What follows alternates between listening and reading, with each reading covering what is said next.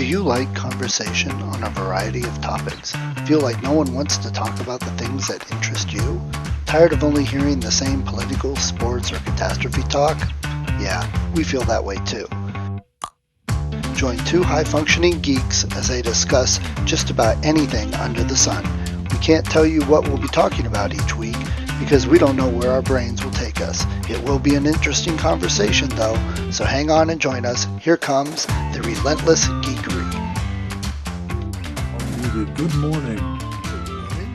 See, I'm not sure if I had this same background last time. I apologize if I did. I haven't been mucking around enough with, it's kind of like I don't know. I don't tend to make sure that I wear an outfit that someone hasn't seen before. Like my wife and maybe other ladies really are about that. And I'm kind of like, I don't care enough about it to think about it each time. Yeah, no, I don't get a background because my hook broke for putting my green screen up. So you have my other one. But yeah, do you ever read the Odd Thomas series by Kuntz? Oh yeah, they're really good. Exactly. He talks about that. He has jeans and t-shirts and tennis shoes, and that, and I used to always say, just have a couple pair of jeans because any shirt you wear will go with it. So, in college, I was very much like that. I had my, a couple pairs of jeans so that I'd be able to like wear one while I was washing the other. I probably had 3 or 4 actually, but yes, everything goes with everything. And I don't know, remember in The Fly, Seth Brundle had the thing where he just got all the black pants and all the white shirts, and he doesn't have to put an ounce of thought into what he wears each day. So I'm not quite like that. I have many pairs of lounge pants, and now I have so many like long sleeve t-shirts that I can almost always find a color to match into some color in the pants. And so Colleen is very complimentary about how my Garanimals sense has gotten better and better and I'm finding things to match. But it just, I don't know, it's one of those things that it's an amusement to me, but that's what I wanted to take is like 2 seconds in the morning. Right. I spend no time. Man, have I ever had an outfit on and then said, oh, this isn't quite right, and changed into something else. Well, there's just a very fine line between that and monk. So, Right. And maybe I'm trying to think, I have things that I like how I look in them. So if I'm going to be in something where it really might matter that I make a good first impression, then I wear my favorite shirt that not only looks good on me, but that I feel good in. And then it gives me that little bit of, I'm not worried about, hey, this suit is tight. When I was on Jeopardy, I hated being in a suit. You know what I mean? I'm really not a suit person anymore. When I first started working at Arthur Anderson and Pete Marwick, where you're a consultant and they're spending big money for you and you have to look the part, just like any lawyer or professional. And yet, man, when I would come home, I would like throw the suit off of me, like the dad from the Goldbergs. Man, I maybe also because I'm a big guy and things don't fit me naturally. And if I was a nice like 5'9" standard issue human being, then I'd go to the suit store and find a whole array of things that would fit me perfectly with very little alteration. That was never the case. I'm built like a wrestler and a football player. And so I got like a 50-inch chest, 54 actually. And then I actually back then had like, I don't know, a 34, 38-inch waist. I've never kept track of that either. To get that wedge shape in a suit, then you got to worry about whatever they have to do to stop the puckering and the, so you know what I mean? Well, thanks for just kind of subtly letting me know I'm substandard because I'm not 5'9". So, there's that. Good Tuesday morning to me there. Well, that was, of course, not about if you're, I don't know. Your wife's shorter than me, so I'll let her beat up on you. And it's really, to expand on that, Colleen and I talk all the time about how we are ROUSs. Princess Bride has the rodents of unusual size. And whenever we have been like, we went to a car show one time, and it wasn't that we were just looking at cars and seeing how pretty they were. We were trying them on. In order to get a car that fits both, me with my long legs and head bumping against this, and where does my leg fit against the firewall, and her scooching the seat all the way forward so that she can hold the steering wheel, reach all the it just was an amusing thing to see the two of us on our she looked for a long time to find the appropriate bride and groom for a wedding cake so that it wouldn't look like they were the same, but there was actually like here's the big biker and here's his sweet, mall that he's got here because she wanted it to represent us. Right. So, oh well, Right. oh well. So let me ask you, you texted a few things and I'm intrigued. You're having the same HDMI problem with your Roku that I had. So it's all the usual themes are here. You and I both love kind of diving into the troubleshooting and the figuring things out. Right. And the more that they've made things plug and play, they've also made it that they're very opaque. And so instead of being able to go into the config, the preferences dialogues and stuff like that, it just stops working. And then when you try to figure out why that's not happening, there's nowhere to get kind of the way in. So what I've discovered is that didn't even know about this. There's a thing called HDCP, high definition copy protection, that has been a standard put out by Intel and promulgated into all different kinds of devices over the last like 20 to 30 years. But it didn't get the big stink that we had with DRM, digital rights management. Yeah. Exactly that. And there were big disasters about that. Sony had a whole thing where they were installing kind of spyware to make sure that you weren't copying things off of their CDs or DVDs, but then they started to interfere with other operations. Right. And so this has been kind of in the background. And I knew that there were things in VCRs and DVD players and stuff like that for a long time about region. There's 7 regions in the world, and they make a point of if you have a European version of something, it won't play in a United States player. And I couldn't even tell you what those 7 regions are, but I imagine they're kind of like the continents, right? Europe, Right. Asia, South America, etc. Well, this thing doesn't work because of that. And what's funny, as I've done a little bit more investigation, is it isn't even a single standard. It's, of course, that nowadays things are a combination of hardware and software and chipset within the devices. And so my only 8 years old, I think, Samsung Smart TV only supports HDCP up to version 1.4. And now everything is at 2.2 or 2.3. Right. And so after working, it suddenly just says, hey, the combination of your Roku box and your cable, because the cable has some smarts built into it too. Who the fuck knew that? And your TV, and maybe the signal actually coming into your house via your switch router, etc. Somehow that doesn't cooperate. And it really matters all that, because it's not just the exact things that you have hooked up, it's anything. It does a little check across all the network, all the things that you've got hooked up. And if any part of that isn't right, it kind of throws up its hands and says, hey, we think someone's trying to copy something illegally, get content from a bad source, and it just stops working. Well, what's funny is it doesn't stop working permanently. The way you solve that is you unplug all the HDMI cables and unplug all the power cables and give it that usual like 10-second reset. And you plug them back in, and you have to plug in your HDMI first and then your power, because otherwise the minute you put power in, without having turned the device on yet, it's already doing its handshaking, whatever it does with the sensing protocol for the ports. And then it starts to work again. But then something makes it stop working, and you get the HDCP errors up on the screen. So here I was like, well, I was all happy with my new Roku box because it's state-of-the-art coolness. And my TV supported enough, I thought, just a matter of like resolution and sound, that it all was compatible. Well, no, this HDCP thing. So maybe, and like I said, I don't mean to, you said you were experiencing similar things. Yeah, it was exactly that. And I didn't know a lot, like you said, what all is the copy protection stuff. Everything just worked, that's what it should be. Because like you said, we like to tinker with this, but there are times when you're like, oh God, I don't want to mess with this right now, Exactly. I was sitting down to watch this, and now I've got this error, and now I've got, and especially, it's not just a matter of, well, try turning it off and turning it back on again.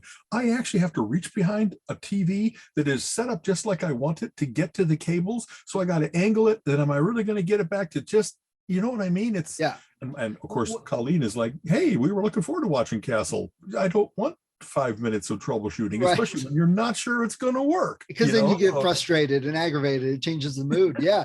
and like you, it was like working, and then it wasn't. It would give the error on the screen, and I couldn't fit. And it was the exact thing. Well, I think my parents, for their Roku, the TV was a little old. For mine, the cable, and this was a cable I'd used on this Roku for a year, and then suddenly it's giving me this error. We had to go get a brand new cable, and now it works, and everything else was the same. The new Roku we got, the soundbar one, Right. has the ARC, which I forget what that acronym stands for. Right. And I was trying to get worked up, but it kept flashing. Like every 5 to 15 seconds, we get a flash and a flash, and playing with it. So I fixed it. I had to get a like $25 cable. I'm like, damn it, I'm going to make it work or else. And it worked fine. You had to set the settings in the Roku right, set the settings on the TV, plug it in the right spot, and it worked fine, no problem. The stupid thing was I could plug it into the non-ARC port, HDMI port on the TV, and it wouldn't give that problem. So I'm like, what? That kind of bypasses it right there, folks. Exactly. And like, honestly, so there we are. I've got like my TV has a HDMI port on the back and then a string of 2 USBs and 2 HDMIs on the side. And it doesn't, as I did the research, I found out that, hey, HDMI, all interchangeable, just like USB should be all interchangeable. No, nowadays they got ones that are, it's USB 3, so it runs as the fastest, but then it degrades and some ports don't even handle it. They'll still work, but you'll get less speed or less capability than you thought. And so just what you said, there's an HDMI port that is best for like Ultra HD 4K type stuff, but it's not like, hey, Ultra K, a 4K Ultra HD. It's just like port number 1. They make it so that port number 1 is the most capable, but you don't know that. And then the ACR one is the one where it actually carries sound, better sound, so you can attach your surround sound type speakers, your sound bar, that kind of stuff, and it actually does carry sound signal, which I thought was kind of always in HDMI. Yeah. Well, so and like I said, they can be labeled, is it ARC or ACR? But even if they're labeled, when it first looked at it, it was like, I don't know, but it works. And so I don't need to worry about it. Then I started to do all the different swapping of cables. And unfortunately, though it's plug and play, now that you've swapped, especially one for the other, for a while, the system gets confused because, well, that's not where you were a moment ago. And so it has to like, within the Roku box, things that we had in our search, that we had, like, how did we find Castle in America's Test Kitchen and whatever else, we had searched for it. And then just instead of going back to whatever particular service it was part of, just go back to the search and it's right there in the list. No, that list isn't current. You go back to try to watch Castle and it doesn't bring anything up because it's lost whatever little background ID unique identifier doesn't get stored if it's in the wrong port. What are you talking about? How can the port be part of that? Well, because there's copy protection involved. And when it first, so it has been honestly a week of figuring each of these little things out. And what I posted online was there's all kinds of, tech geek sites, even geekier than us, believe it or not, that love working this thing out and figure out how to make it so that the world works. One of them said that you can get an HDMI splitter. Sometimes you want to have HDMI go to 2 different monitors and choose which one you want to go to, either by software, or actually by a physical, like a switch that you push a button, which again seems like, really, in this era of ESP type level plug and play, I have to say, no, go left or go right. It just seems weird. But having said that, I ordered that splitter before I figured out, well, let's play with the ports a little bit and stuff like that. Apparently, the splitter has enough smarts in it that when you plug it into the HDCP device, it does the handshake without having to worry about passing it through to your TV or to your Roku. And so it's kind of like a middleman that says, don't worry, I'll take care of it. But what it really does is defeats that copy protection. And I shouldn't use that term. It makes it unnecessary because I'm not trying to cheat anybody. Right. So we'll see if I really need that. That's on the way. Right now, like I said, I swapped cables and it seems to be working. And before it was happening like every other day. And now it's been probably 2 days since it hasn't happened. So maybe going to the HDMI 1 port and other things.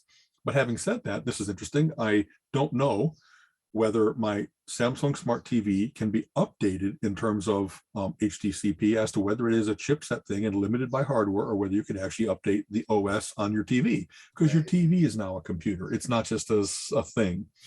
Well, in order to do that, I need to have it Ethernet cable or a USB port. You can't do it over Wi-Fi because it doesn't like that. It's not fast enough, whatever else it might be. Well, where did I move my Ethernet cable? Into the Roku box so that it does all the talking to the net and then goes into the TV. So I just ordered an Ethernet switch, And it's kind of funny. I have one downstairs where Colleen's work setup is such that we wanted to make sure that both her desktop and her laptop and her printer and everything could talk Ethernet wise, so that even though we have, HP has and Apple have AirPlay where you should be able to print, Right. because she has to use a VPN to get into work and make sure that all of those things are very safe and controlled. The VPN wreaks havoc with whatever the ease of printing is. So sometimes you can cable and sometimes you can go air, but it always seems to be that it requires like a restart, or that some things work and some things don't. Adobe does, but Microsoft products don't, or whatever. So we did that to have hardware. And then it's weird to have like a cable running through your living room to get to your laptop where you sit on the sofa. But that really was the easiest way for Colleen not to hear these little cries of pain from downstairs where she needs to print something out because she's getting ready to head out the door. And just then is when the printing capability craps out because of whatever weirdness it isn't compatible about. Right. So having said that, that solution has worked down there. So I really did say, find me that Ethernet switch, and a switch, not a splitter, because you want it to do it automatically instead of you having to choose. Right. I reordered that guy. Well, actually, I ordered now. There's a newer version of that. That's, I guess it's the same speed. We have 100. We have gig Ethernet into the house and in here. So I got the newest version of that, and that's what I'm going to be putting on the back of the TV so that I can have Ethernet go both to the TV and to the Roku box. And the reason for all that is so that I can try to update the TV's OS and make sure that if there is an update that allows it to have HDCP 2.2 or above, then maybe all this can be pulled back. And so the fun solution would have been, we'll just move the cable back first to see whether that'll fix it. But this is revealed after the 5 layers of other things that weren't working. So it could be that I'm not going to need any of these extra switches and splitters and stuff, that all I had to do was update the OS on my TV. But that wasn't at all obvious from what was going on. I thought it was the Roku box, and it's kind of new. When something is the new thing to a system, you look at, well, what changed? That guy. Center on that guy to figure out how to troubleshoot him. Oh, well. Well, here's the thing.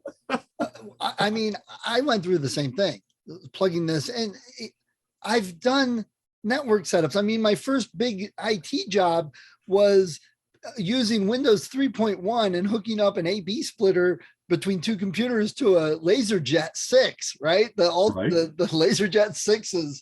And my boss, who had been struggling with it for 4.5 hours, and I was done in like 10 minutes. And he's just like, we're 25 years beyond that. It shouldn't be doing the same thing with all this stuff. And how do people like my mother and my uncle get it? I mean, when all these problems start cropping up, how do normal people, deal with it? Absolutely. I mean, it's kind of funny, you and I have been in the field for a long time. I have that same experience of, well, what worked way back when it was honestly Lotus 1, 2, 3, previous to Excel, and before LaserJets, they had to work with various different dot matrix things or whatever. So I go all the way back, and you hope that all that hard-found knowledge is now not necessary. You hope that it's beyond that. So you just don't need to worry about putting control codes in a spreadsheet's printer dialog box again, or whatever else it might be. But it's weird how there are artifacts that are still out there. And once in a while, when it really is, that's the old system, and they really have to be able to do something out of DBase3 or FoxBase, that you have an awareness of how to even approach that. But I really do object to, wow, if I'm having trouble figuring this out, there's no way that my parents would have gone to Appendix D of the manual to find out what manual thing. And then nowadays it's all online. You have to look it online, yeah. Yep. And it's not helpful. I mean, trying to my Roku isn't working. I mean, people type that type of stuff in, and it could be a million problems, but they're not like my printer. That printer was horrible trying to figure things out because I had to use community only. You would think Roku and Sony, Samsung, the TVs, they would label things better and have something that people could read, pull out a sheet, just explaining this is HDMI 2. If you plug it into an HDMI 1 port, it'll do this. Just show me the picture. Show me the thing that you know what TV you have. Show me that you go in here. I don't mind doing the troubleshooting in terms of, I don't only go to the manual, I go out to the hive mind and say, okay, Roku Ultra, and then you'll get to, there's some tech sites that really are pretty good. There's also the sites directly from Roku and from Apple and from Samsung and whatever else it might be. Well, they're not always curated well. You'll No. go to what you think is a specific problem and therefore a specific solution, and the solution is BS. They don't know what they're talking about. And if you read through the string of notes, you'll find out, well, someone down here like says, no, you don't know what you're talking about. Do it this way instead. But Apple spent no time fixing that, saying Right. just a little asterisk to say, this isn't right. Don't listen to the first thing you read. You got to read the whole skein of messages. So even that act of like how to Google for it and how to trust what you're reading, Right. that's itself a new skill. You know what I mean? Yep. I wish I understood why people are so happy to answer, but not, Oh, they really aren't right, or it works only in their case, not in every case. Or you get the ones that say, well, I don't have one of those. I've never done this, but this is what you should try. This is What are you talking about? And you know this problem. So you've got USBs on everything now, even TVs and the Roku and everything else. And you have HDMI. They're similar looking ish. You know, we're right back to the old VGA plugged into the serial port problems. I don't know why this pin is bent. Right? Exactly. Apple is contending right now with what the difference is between its Thunder and Lightning connectors and the USB connectors, and they're similar enough that you really probably could force one in, but you shouldn't. You know what I mean? And I don't know. That's always been around. When people kept moving from VGA to DVI to MOUSE, and I didn't mind when they actually got like, make it very distinct. Don't make it the difference between an old phone connector, the RJ11 jack, and then your Ethernet is like, well, it's just got one extra thing on the end. If I can fit an old thing in here that there's room, but it's not complete. And then from the very start, they're doing it wrong, but there isn't, and thank God it doesn't like start sparking and like, you know what I mean? Sometimes things fit but don't work at all. Oh, well, it's kind of funny. There's a whole business, I'm sure, in the cable world of, this used to happen in stereo stuff all the time, right? What you want is your gold cable with braiding around it because it'll eliminate all the EMI, electromagnetic interference and that kind of stuff. And then after some big place reviews all the various different kinds of cables, right? Monster cable, whatever else it might be, they would say, that $7.99 cable over at Best Buy is absolutely as good as the thing they want to sell you for $34.99, but they sell the fear, uncertainty, and doubt, or the optimization that people like, well, I've got state of the art, I know what it has to be. And so when I go onto Amazon and I try to read reviews to find out, I didn't just buy the Ethernet switch, I wanted to buy another Ethernet cable because I wanted to make sure that whatever I had would match this thing. And that's like, thank God, for instance, Amazon Basics is pretty good. They really seem to say, we're going to find a way to make the cable that everybody needs, but the cheapest possible way out of, I don't know, Sri Lanka or something like that. I don't mean to be stereotypical, but labor and materials and so forth are much cheaper in some of the Asian nations than here. So as long as they're doing the quality control, then I can trust it. Otherwise, I really don't trust where the comment section is broken English, because you really don't know that what you're getting is at all reputable. Right. So I just did that, instead of getting the $30 cable, I got like an $8 cable because it's for Amazon Basics, and I'm counting on it to still be Ethernet, gig Ethernet. And if it isn't, then I'll be like, well, I wasted $8 on a try, and I know that I can just order a better one from Amazon. It'll be here in a day.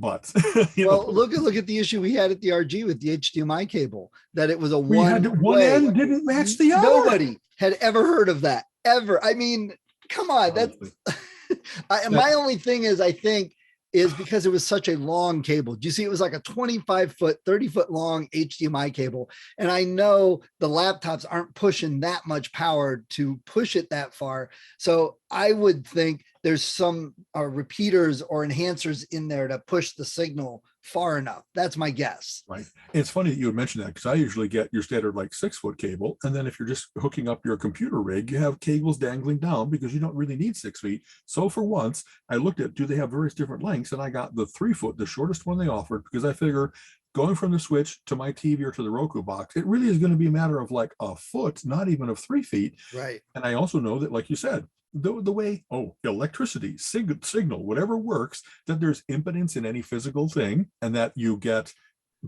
degraded signal as you're 25 feet long or something like that, Right. unless you have a booster.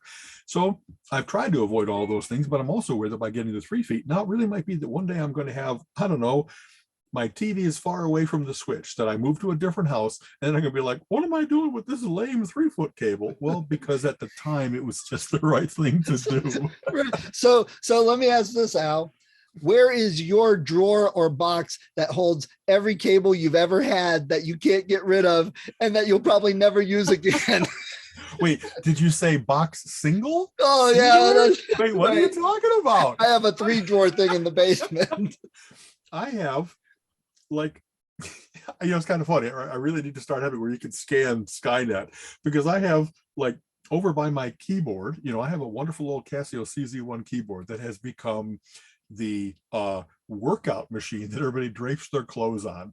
I have so many cables and so many dongles and doodads and adapters that are all laid out there so that I'm aware, okay, here's my, back when, wow, Firewire was still available for the Mac, I used that to connect all my hard drives, because back when I was doing trading system development, I had to have a lot of data, all daisy chained and available to me, and one of the fastest experience and stuff like that. And the Firewire is a dead standard for probably 15 or 20 years now, maybe 20 or 25. But have I thrown those away? No, because if ever I need to retrieve something off of one of those old Firewire drives, I kind of hold on to it out, Right. and like just what we talked about. Who has all those old cables of, I have how many power adapters? And you know what I mean? It's like the plug looks the same for all of them, and you have to read. Wow. And sometimes they have a label that says this is 15 or 20 or 25 watt. And I don't even know if I'm using the right numbers there. It could be that they're all 80 to 100. And I'm like, oh, you don't know you know what I mean? Right. I Well, have sometimes labeled them to try to keep things together, that when that retires, its cables retire with it. But that doesn't right. work. Yeah. Oh you my pull God. it to use somewhere else. You just need it real quick. It's Exactly. my 3 favorites. I was going through my pile. Every now and then I'll go through it and get rid of a few things. It's like, well, okay, I have 37 6-foot Ethernet cables. I probably only need to keep 20 of those. Exactly. Redundancy lets you get rid of it. You know what I mean? Because then Right. but I'm pretty sure I still have 2 cups with a string in between them in case I ever Exactly. need. The 3 favorite things I found was I have a little like line conditioner to plug into an Ethernet cable when you plug your laptop in. And I used that when I went places because I never knew what the client had in their network. Right. Then I found a little PCI modem that you could plug in, or no, Ethernet card that you could plug into your laptop that worked with Linux, because a lot of them at the time only worked with Windows. They were pulling the drivers out of them. And okay, all the laptops have Wi-Fi built in now, but I still have the card. And then my ultimate was the little baggie of the little jumpers that you would use to put on the back of a hard drive to make it a slave or a master. I have a whole baggie. That's, it's kind of funny. It is fun to geek it up once in a while, because with everything being pretty close to true plug and play, people nowadays don't have that appreciation for it. Really used to be that in order to designate what port you were on, you had to move a jumper, like physically touching the hard drive, that little series of pins, or like I used to use SCSI devices, which I almost thought, why in the world didn't they pronounce that sexy? SCSI is nasty, sexy is better, and yet someone said it first and they got it wrong and it stuck. So there you used to actually have to like dial the number of the device on the daisy chain that you were doing, and you could have up to 7. But you had to make sure that your furthest one away was 7 and your nearest was 1. If 0 was your actually 0, yeah. But then also, if you had one that it didn't have this configurable thing, you had to put it all the way on the end of the chain, because you got to make sure that you didn't have a collision. Oh my! And just that, like, wow, you really had to like do something to your device before you plugged it in and make. When was the last time you had to worry about an Ethernet storm? Right? Really? So what was the network where you had to, let's see, you had to make sure that there were little, not only like terminators in every one of the ports that were not being used, because it would actually like keep looking for signal on the port to where it would actually slow the network down, because it kept doing all that handshaking. Was that like so Wasn't that Apple's early network that they were trying to push instead of the what Windows was using or something? That's well, actually, it's kind of funny. The first plug and play stuff was Apple, so it was even before Windows had anything that worked. But it Right. was just that it had limitations that you had to, again, all those little, it was still a Ethernet or even an RJ11 jack, and maybe I think it was called like phone net. You know what I mean? That you could Yeah. actually plug it Use into a the phone phone cord. That's lines of right. your house, and it actually used the other pair that your phone wasn't using, so you could actually have a home network Right. that there was pre Wi-Fi. There was nothing going through the ether. It was actually, you still had to have wires, but you could use your existing phone lines. And I thought that was actually a pretty brilliant solution. Yeah, there you go, kiddies. Phones used to be plugged into wires, and the phone. There's one right there. The jack on the phones was looking similar to the RJ45s, but they were a different size. And how many times would you walk into a client and it's plugged in wrong, and you're like, okay, I think I know what your problem is. Figure this out for you exactly. And this is, it's kind of funny. I know that I remember the days when it was modems, that it wasn't, a router into your house and cables, and then actually modems kept improving every single year. So when you went back to, like a 1200 baud modem, and then it went to 4800, and then it went to 96, and you went to 19.2, but you had to have pairs matching. So Right. like Global Village, they did all these things to be magically faster, but that's because they figured out how to make sure that they knew exactly what was on the other end, and then it worked perfectly with a combination of hardware and software and compression algorithms and stuff like that. So when my older brother and I were doing CompuBid, one of my first companies, where we were figuring out how to have Delta pilots bid for the lines, the sets of flights they wanted to have per month, we needed to be able to exchange data with him in Cincinnati and me in Chicago. And by getting Global Village modems, and by using, if you remember, there was also like X modem, Y modem, and Z modem. There were different protocols for the transfer. And X modem, fast but stupid. Y modem added a little bit of error correction. Z modem actually added where if you stopped the transfer in the middle because somebody else picked up the phone, you could actually start it over. And when you're moving like I don't know, back then a lot of data was, let's say, a gig. Was it even that much? You couldn't start it over because that was like, oh my God, I just lost an hour. I lost an hour of data transfer. So Z modem was such an incredible gift to have that ability of it. It was a little bit slower in the overall throughput, but it meant that you could restart. And so he and I had figured this out. We ran this for a couple of years, of that most tedious thing of transferring data, doing the OCR to figure out without going into it a ton. We really had figured it out, but it sure cost us. A Global Village modem cost like $200 compared to other things being available for 80, but it was worth it because our time was valuable. You know what I mean? And I tend to wait until maybe technologies are mature, so that that somebody else has done all the troubleshooting for you, or prices have come down, or whatever else it might. But sometimes it really is worth getting out there on the bleeding edge because the advantage is so great. But then you're the one that's actually first posting in a BBS. There was no internet back then. Hey, my Global Village is doing this. Oh, well, what you have to do, I was the answer man in some ways for all kinds of things that we were trying to do. I mentioned OCR. What we had to do was Armin actually had printouts. There was no data file that you got like transferred to you, or a thumb drive or anything. So we used to have to run OCR, optical character recognition software, to figure out all of what was on paper and turn it into data. Well, I know I've told you some of my experience way back in college was I was really good at display devices and how different fonts and different things work well. And the font they could have chosen that would have made very distinct differences between an 8 and a B. No, they chose something that was going to be like, especially after reproduction and stuff like that, blurred everything. So we had to do not only the initial OCR, but then all the cleanup of all these various different characters that were ambiguous, ones and L's and all that kind of stuff. And I wrote routines that were like, okay, if you're looking at the airport code field, you can make a guess that always ORD is O'Hare, orchard, you know what I mean? And that it's an O with a line through it is not now an 8, because there is no 8 RD. So did I learn about the differences between characters and about the differences between data domains, if you will, for what kind of data we could expect, that the tortuous character by character stuff that we had to do at the start, I figured it so much of that out so that it was like run the OCR and then run the cleanup routines, and it fixed it to almost perfect. And that's actually kind of like, well, I was all proud of that, but it shouldn't have been all necessary in the Right. first place if they just would have chose a better font. Yeah. So, Yeah. Uh, I remember I had on my Commodore 64. There you go. I was hooked into Quantum Link, Q-Link, which got folded into CompuServe in the late 80s, early 90s. But I remember they had Commodore 64 chip tunes, which would be like the pop music, rock and roll and all that. It wasn't like we have now where it's an MP3, it's the exact song. It was Muzak version of it almost done on the Commodore.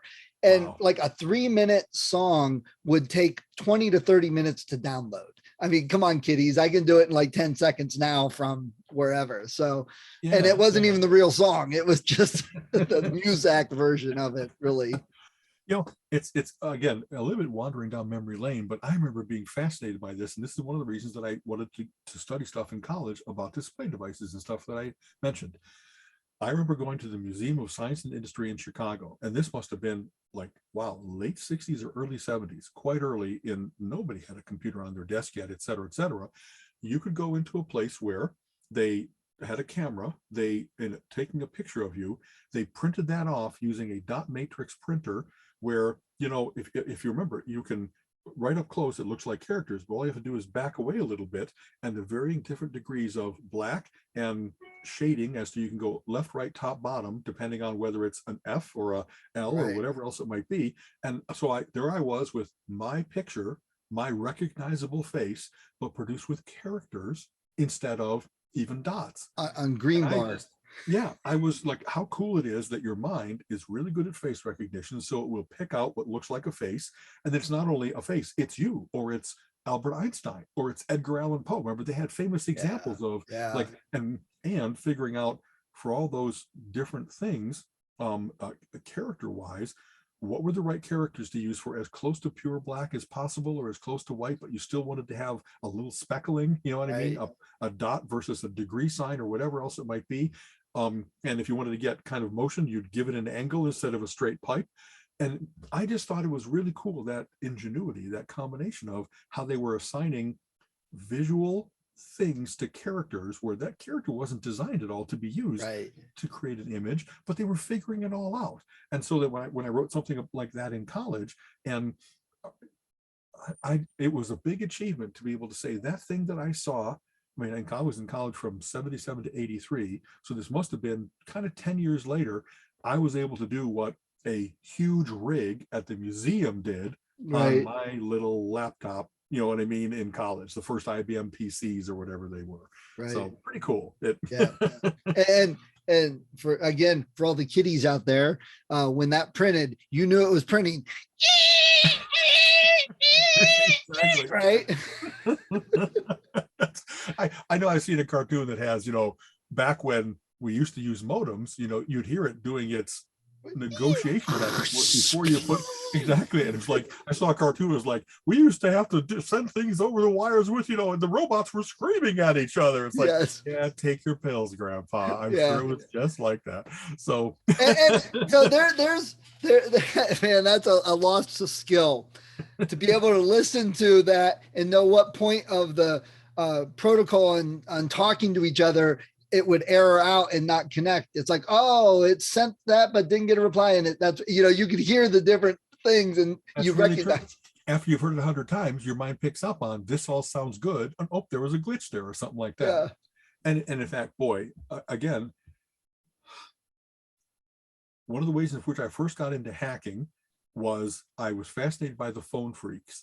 Have you read about these guys? They were the ones that they knew enough about how the phone system worked, and that there were particular tones that could say, make this an international call, make this a trunk or free call. And there was a guy named, let's see, what was his name? Don Draper, who invented the blue box. I hope I'm not mixing between various different things, that you could put this, you could have, you know, this box make different tones on the phone, and it would simulate what you were doing as if you were the central office that was patching through a phone call or something like that. So some of the first things that Ma Bell had to contend with were there were people that really knew how the phones worked to that incredibly cool, deep level. And you could call home from any payphone just by having your little blue box. And they were very illegal. I mean, you really are stealing services. And yet it's only a phone call. It's not you're stealing state secrets by going over the phone. Right. But those initial people that figured all that stuff about phones, they then started to figure out, well, computers aren't that different from phones. They are handling things in a digital level instead of an analog level. But so I'm a long time subscriber. I can't believe we haven't mentioned this in 100 episodes. There's a magazine called 2600. Oh And the reason it's God, called yes. 2600 is because that's the baud. That's the, not baud, the hertz that gives you that perfect tone. It's based on phone freaking. And I just devoured those when I was young, and I don't know. I never did anything illegal. I didn't try to break into, the let's fix my tax returns or something like that. But it was fascinating to read how things really worked in the background. And maybe like at Plato, I did a little bit of, well, how does the system really work here? You know what I mean? If I'm a sysadmin, I have mightier powers than a regular user. I don't mean to steal anything, but I sure am curious as to what they can do. There is a level underneath the command line that you can drop down into that has other commands and stuff like that based on your login. And so I was exploring like that. And I never got in trouble, but I wasn't the only one doing it. That was a really cool subculture of when you hear someone use a particular term that's involved with that, your ears kind of perk up and you're like, wow, what can I learn from this guy? He's farther along than I am, and I'm farther along than him. So there's a whole bunch of information exchange. The 2600 crowd used to have First Fridays, right? They used to have where all around the nation, they had people that would get together. And I went to a whole bunch of those. And I remember once in a while being like, well, wow, everybody here is like, teenagers and 20s. And there's a guy here, a guy in a suit. He can't be a narc, can he? He can't be the government trying to figure out just what we bad hackers, and hackers prefer crackers, you know what I mean? That hackers got to have that connotation of that it's about theft, that it's about being a bad guy, disrupting the power plant or something like that. White hats and black hats now. White hats and black hats. And that crackers were just more like, man, I'm curious. I'm curious as to how far can I go? What's it like in there? I never stole any data and stuff like that, but it was really cool to get in where it's like, I don't think they know I'm here. You know what I mean? Right. So there's all kinds of great books written about that. Like Stephen Levy wrote about the Legion of Doom, about like whatever Anonymous is nowadays to various different people, the people that really know the internet and really can like, wow, if you're a pedophile site, we're going to shut you down because once in a while the white hats use their powers for good instead of, instead of for gain, the East Russian hackers and stuff like that. Yep. I should say East European, but that whole culture of it takes a really interesting mind and a little bit of isolation and a little bit of showing off. A lot of how Apple started off was people getting together at the computer club and just saying, have you seen what I can do? And the first time that someone saw a Pong game on something that was not designed to have a single pixel moving around on the screen, and it wasn't even pixels back then, it was characters. Yeah. You had your 80 by 20, and you could make it 80 by 40 screen and stuff like that. Wrong, 40 by 20, and then 80 by 20. But it just was whatever people set up that they think this is what it's designed for and all that it can do. The first time you see somebody that went further than that had better compression than you had, that had the first guy that did things that weren't on the character level or the pixel level, but were actually mathematical equations for how all those different kinds of curves work, but it could translate very quickly into being, what appeared on the screen. Like that was such an incredible breakthrough from, what was it, Adobe Illustrator, and way back when it was Aldus. There were two main, Adobe Illustrator and Aldus something, why am I not thinking of it? That to have that ability to make math appear on screen in near real time, because finally computer power had caught up to, I can do all this difficult math in the background. Then, if some of those people, and they are so brilliant that it's like, wow, your mind came up with that. I'm so much a user compared to a creator. Yes, absolutely. It's just wow. If you haven't read the book Masters of Doom, you really should. Yeah. I've read it 3 or 4 times now. I actually read it once, listened to it on audiobook, but it's Carmack and Romero, and Carmack's genius figuring out, like, people could go play Mario on Nintendo and the screen scrolls as Mario's running along, blah, blah, blah. But PCs couldn't handle that at the time. They would jump a screen. You'd jump around, get to the edge, and jump the screen.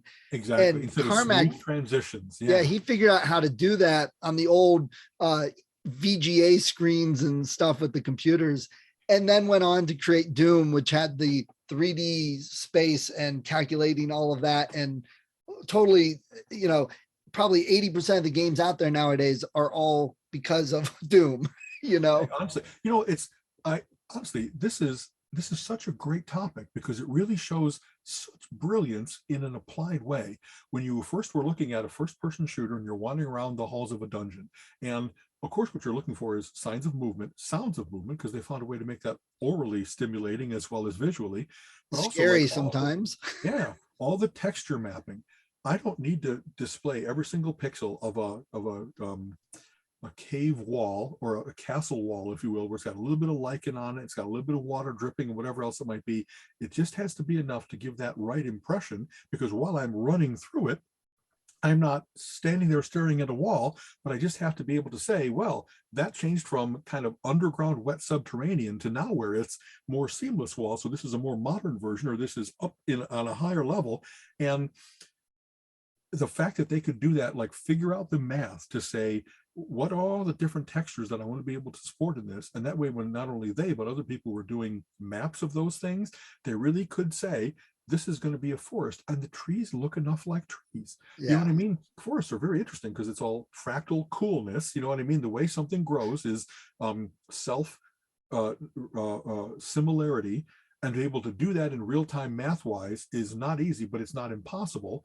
And so the first time that you had that, it was like, wow, that really looks, and not only to have it static, but to have it be that now we are going to make the wind move things, and we're going to have grass undulating, and we're going to have water shimmering like sun on water.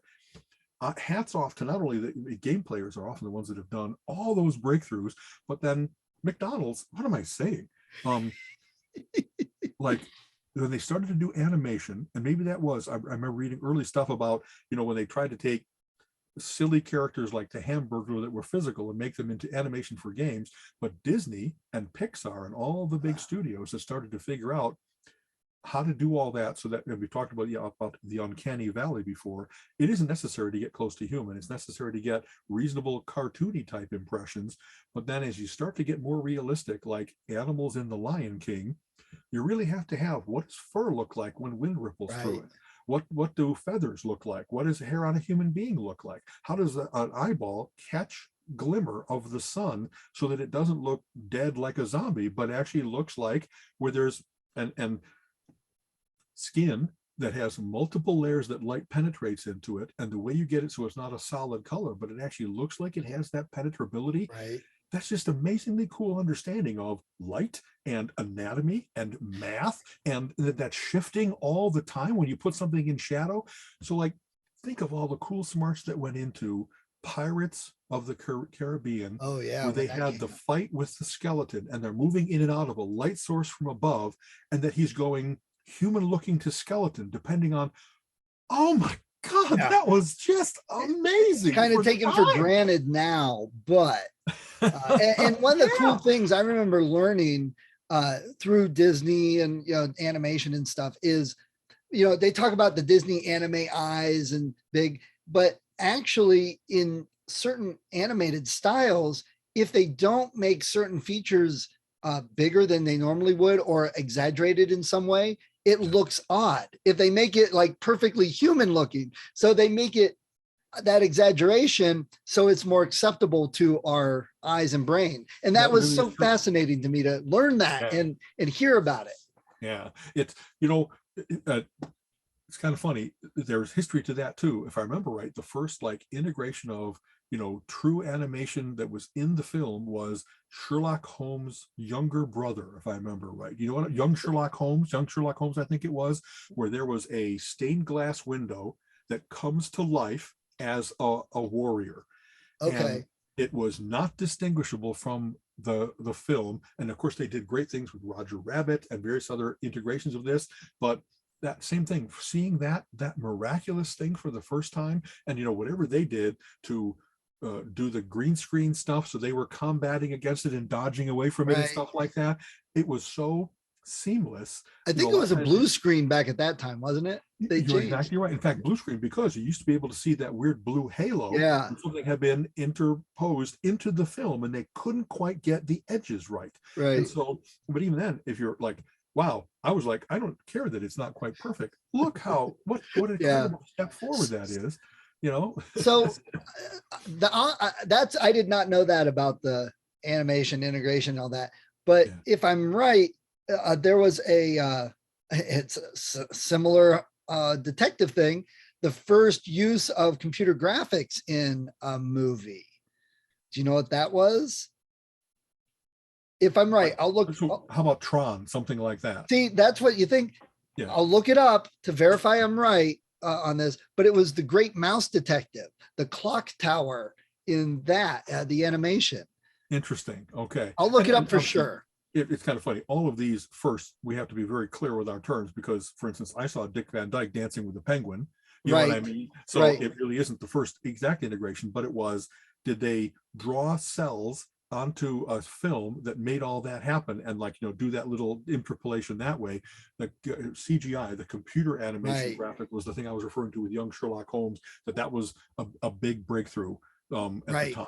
You know what I mean? I'll look those up, because now I'm curious. So you know how that goes. Oh, my brain's on fire. Let me spend the next 27 hours looking this up. Exactly. So I remember interviewing for Chicago, like Digital Chicago. We had a guy named Bill Niffenegger in Chicago that really was great early at how to create realistic scenes using a thing called Kai's Power Tools. A guy named Kai Krause. Yes. Remember that? Kai Krause had done this thing where he really did have realistic mountains and trees and water and all, kind of like all, but whatever he knew about how to do fractals, and that the things that made realistic duplicates but in real time. And Niffenegger was great at creating those things. So that was like his bailiwick. Everybody came to him for, I'm going to need to have this advertisement, but I don't want to go to Switzerland. I want to have things that look like the Alps. And he was able to make realistic snow-capped peaks and stuff like that. So it was very cool. Once about totally by coincidence, I've had that wonderful opportunity to work with people like, wow, he looks just like a human being, but he can do things that nobody else in the world can do. Right. How cool is that? Absolutely. Yeah. Okay. So before we sign off, the newest show out, and so I heard the new Harry Potter is not doing so well. Lowest opening of any Harry Potter ever, which, come on, it's been like 4 years since the last one, and I was only about those two anyway. But I'm going to say it because I'm curious about that mythology. I think that maybe it's Eddie Redmayne is not as charismatic as the young, Harry Potter and his crew. Yeah. Still doing. We'll see. I haven't seen it yet, so I want to see it in the big theater, because I really want to have that immersive experience. Right. And I haven't seen Morbius. You haven't seen Morbius. We'll see how that on Easter. I laughed about it. He is risen. I might see it that's on Easter, hilarious. because I'm going to hell anyway, so why not be a heathen fully? So well, speaking of risen, segue, Moon Knight is out, so I take it you got to watch the first couple. I watched the first two, and so it's kind of like WandaVision, where they are taking their time. Yes. Saying, here's the origin all compressed and boom, drop it on you. They're very much making it from his perspective of him discovering that he's got split personality. And I know you use the old term, but whatever, dissociated personalities, each of which has their own full life, and that people in each of those other lives are like, well, Mark, are you there? Stephen, are you there? Jake, are you there? Whoever the various different, the fact that he's discovering it and isn't happy about it, you know what I mean? That he actually, and that there is some talking between the characters, like looking up in the mirror, through reflections, reflections. So I'm liking they have a very good effect where he like gets into that situation that, from what I understand, is a lot of times where multiple personality splitting happens, is that you get into a situation where you don't think you can handle it, so you call upon someone who can. And when he is about to get, beaten within an inch of his life, instead he calls upon the mercenary, or the Moon Knight, whoever it is that's a better fighter. And then he kind of comes, and that effect they have of him like startling, blinking out and then blinking back in, and he's surrounded by people that he beat up. Right. It's very interesting to see that they're handling that it wouldn't be an easy transition. It would actually be really wrenching to change from one person to another. You know what Absolutely. I mean? So, and that was the fear, that they would tone that down and just make them a Batman action hero, and they're not. And they could have made pure action right from the beginning, and tried to make every episode more and more and more and more, which is always a recipe for disaster. Yeah. So I've heard people complaining that it's this, that, or the other thing, but it's like, I think they're missing the point. Again, we need differences. We can't have every single show be like every other show, or, who cares anymore? So yeah. One of the things that I'm really liking about it, and I will compare it to Doom Patrol in this regard, that it isn't a single person's creation or a duo. Right. Often there's a writer artist that create a character.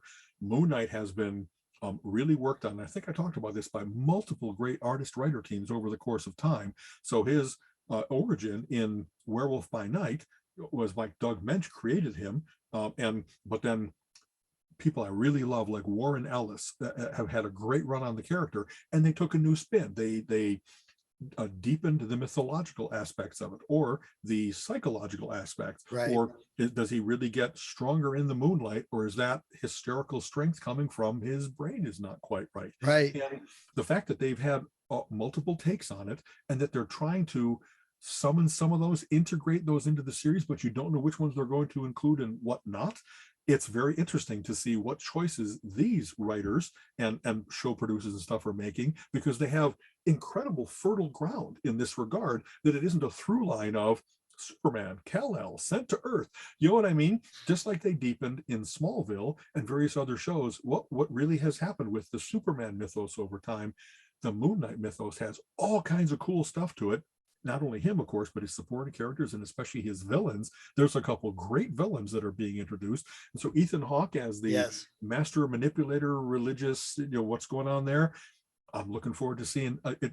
Many good heroes are made much better by having a really good villain, and we'll see what happens here. So, and I love how they showed him looking at the security cameras, and look right here, and then he doesn't see it this time because it was all in his head. But then it really existed and had an effect, because his girlfriend got hit by it. The car got hit. So it's like, okay, what part of it is in his mind? What's not? Or did it just not pick up on the camera? And, it's right. It's kind of funny. One of the great things they do with horror movies is they make the viewer complicit in what's going on. Yes. When you have that over the camera shot of someone's walking through, they might have a mask on, so you only see through the eye holes, and then somebody brings up a knife. It's like, oh my God, I don't want to do this. I don't want to watch this being done.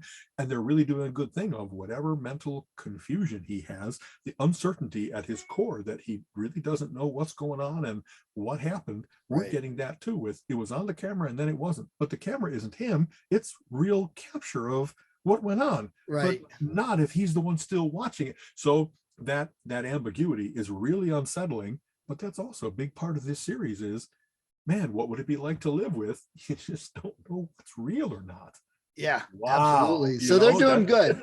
I'm glad. I have not heard what the plans are after the series. How is Moon Knight fitting in with everything else? That's something they really haven't said a lot of. So I really hope it doesn't just drop. I hope that they find, you would think that there's ways they seemingly are finding ways to bring in all different kinds of characters into the MCU, from the Marvel studio and the Sony studio and all that kind of stuff. And now the revival of what happened on TV with, what then became called the Defenders, even though that wasn't the comic book version of the Defenders. But I'd love to see, and we already have, there's going to be more Daredevil and more Luke Cage and whatever else it might be. And if not in their own series, then they're going to be the West Coast Adventures, or they're going to be the Dark Avengers, or they're, whatever their various different ways of bringing all this together.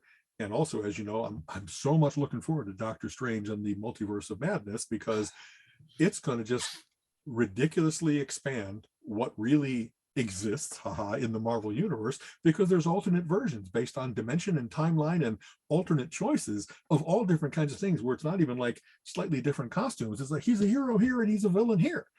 I'm looking forward to seeing what they do. And it's going to get messy. It's going to be very unsettling to people who just want a sit down, have some popcorn, enjoy a big biff bam pow. It's going to get really interestingly messy, but I'm loving the fact that I have all my comic book background. It's like, oh, that was so clever what they did there. That really was this reference to Baron Mordo, and now it's different. I just love that stuff. So Colin and I went and saw Uncharted with Tom Holland and Marky Mark. It was fun. It wasn't as if you compare it to Indy, I didn't get that adventure feel I got from Indy, but they did a really good job of mimicking the video game. So if you play the Uncharted video games, it felt like that more than it felt like Indy. Tonight, we're going to go see the new one, Lost City, with Sandra Bullock, Channing Tatum, and Brad Pitt, which looks hilarious. So we'll see how that goes. Why are you so handsome? Well, my father was a weatherman. Yeah, it looks good. I'm very happy when there are movies like that have a good awareness of what has gone before, and that they actually play with what might have been the initial take on it. Now they actually get to make fun of that a little bit, but also hew really closely to what made it a great action adventure movie. So those are both things I want to see in the theaters. I'm probably going to do one of the, hey, how about a $5 matinee on a Tuesday? And you know what I mean? Just go in there and be silly. You know what I mean? So, and that's what we're doing. Tuesdays are $5 days. Sounds great. Okay. All right. All right. As always, we'll see you next week. I'm all my best to you. I know that things are, I'm still dealing with California things. You're dealing with home things, and yet we're dealing. We're gonna make it through. So let me know when you're in and out, and we'll plan this, and we'll plan a lunch, and we'll see what's going on for whatever. All right. Take care, Stephen. Okay. Bye-bye.